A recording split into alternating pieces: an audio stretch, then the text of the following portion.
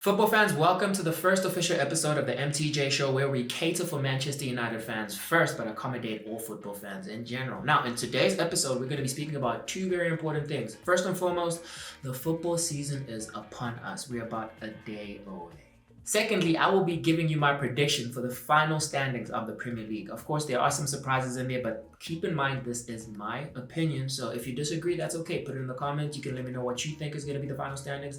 Maybe just your top four or your relegated teams. You don't have to give me a full breakdown of the whole table because I know it could be tedious. Comment down below and let me know what you think is going to happen. But anyway, starting off with the bottom three, I'm not even going to waste too much time because I think every single person would agree with me here. The teams that get promoted are the teams that will get relegated. I don't know why they do this, but it's very rare that these teams stay unless they just have a standout performance. Maybe if they have like a serial shooter, a serial scorer up front that is just going to dominate and essentially save them. But I just don't see that happening. So in 20th place, we have Leeds United. They're just going to get shafted this season, bro. I don't see a way out of it. They're going to concede so many goals. They're barely going to win any. Majority of the points are going to come from draws. I'll be surprised if they win 2 games. And then we have ourselves Burnley. Now, Burnley's a bit of a special case because I've actually liked Burnley in the past. But I just think, much like Leeds, they will struggle to score. They're going to concede a whole lot of goals. But they will steal some points here and there, especially from the bigger teams, because sometimes Burnley just be annoying. Then in 18th place, we have Sunderland. Sunderland was actually the initial team I had at the straight bottom, but with the acquisition of Granit Xhaka, their new captain, I think that leadership quality is going to allow the team to be more solidified and unified and together, and they'll be like, yeah, we can march on to get relegated in the last position of being relegated, which is 18th place. Not bad, good size. Still getting relegated. And then Everton.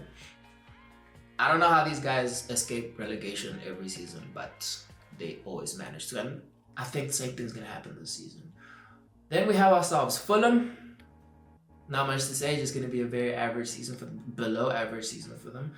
Then the drop of the season for me is Brentford. Brentford are going to finish 15th. And reason why I say that is they have lost a lot of their big hitters. Mainly Thomas Frank, Brian Mbeumo.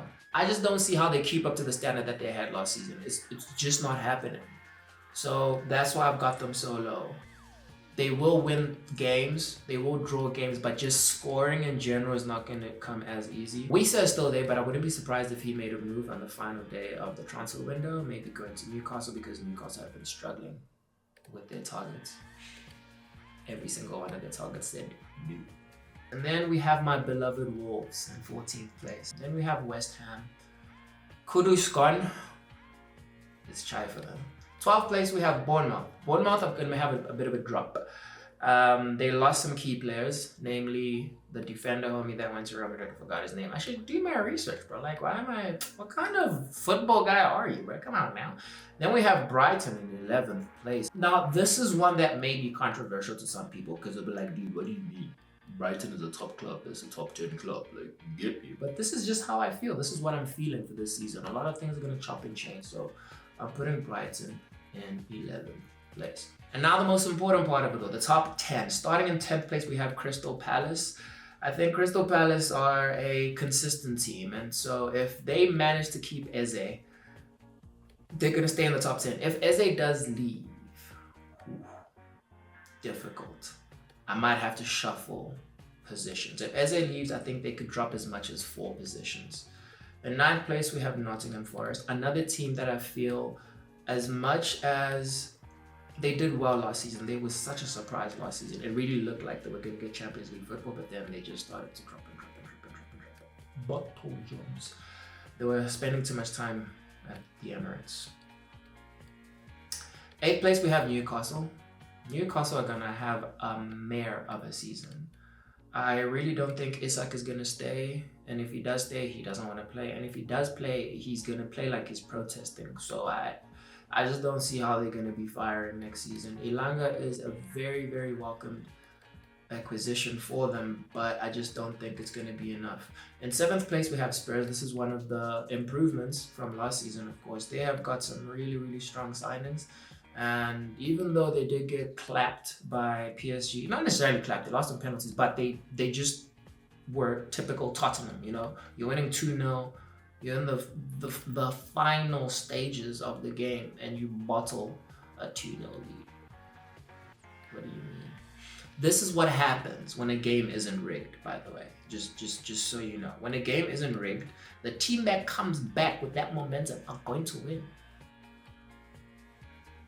France versus Argentina 2022, that's what I'm saying. In 6th place, we have Aston Villa. Now, going into the top 5, where is Manchester United going to be? Because you haven't heard the name yet. You'd be like, bruh, how optimistic are you of your own team? Like, let's be realistic. So this is realistic for me. 5th place, 66 points with the goal difference of 30. I really do think that front 3, once they gel, it's gonna be nasty.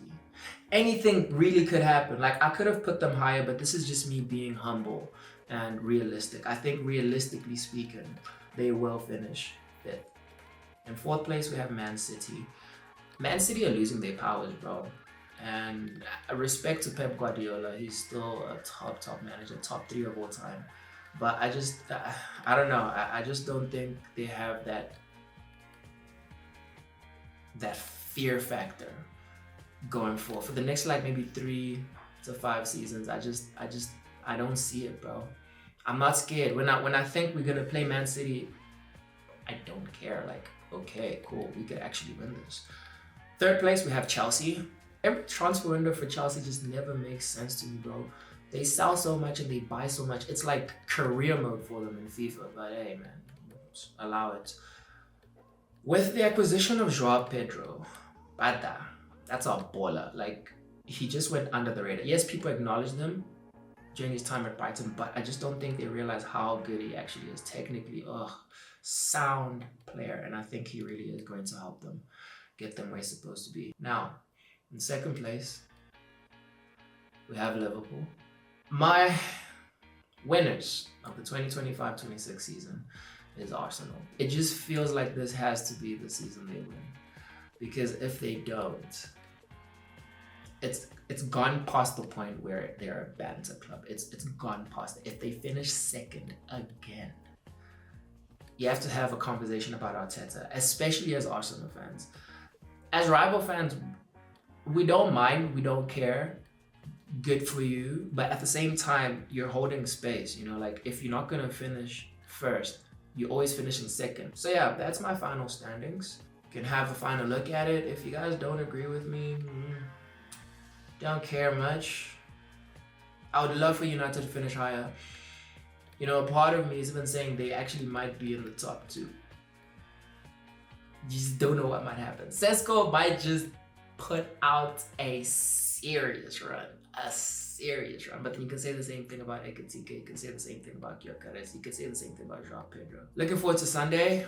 First game of the season against Arsenal, of course. Gyökeres versus Sesko.